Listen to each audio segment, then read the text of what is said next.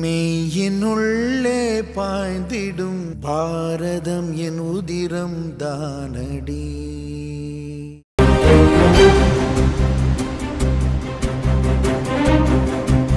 சமூக நீதியை பின்பற்றும் ஒரே கட்சி பாஜக மட்டுமே.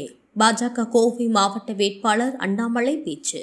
மண்டியா காங்கிரஸ் வேட்பாளரின் சொத்து மதிப்பு 633 கோடி. டி.கே. சுரேஷின் சொத்து மதிப்பு 593 கோடி. வட தமிழக உள் மாவட்டங்களில் இன்று அதிகபட்ச வெப்பநிலை 106 டிகிரி வரை உயர வாய்ப்பு.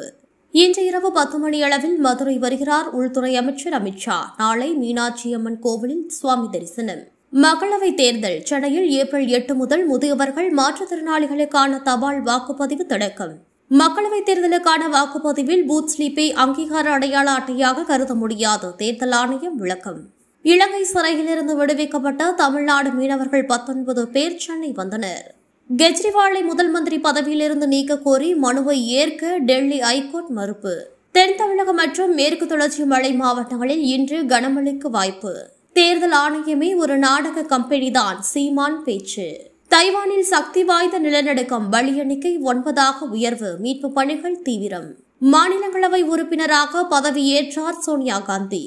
இனி தேர்தலில் போட்டியிட மாட்டேன். கர்நாடக முதல்வர் சித்தராமையா அறிவிப்பு. பெண்ணுக்கு பாலியல் தொந்தரவு. மூத்த ஐபிஎஸ் அதிகாரி மீது உள்துறை அமைச்சர் நடவடிக்கை. மகளிர் உரிமை தொகை வழங்க அதிமுக கொடுத்த அழுத்தம்தான் காரணம். கரூரில் பழனிசாமி கருத்து. மேலும் இதுபோன்ற வீடியோக்களை காண தேசியவாத நியூஸ் யூடியூப் சேனலை சப்ஸ்கிரைப் செய்யுங்கள்.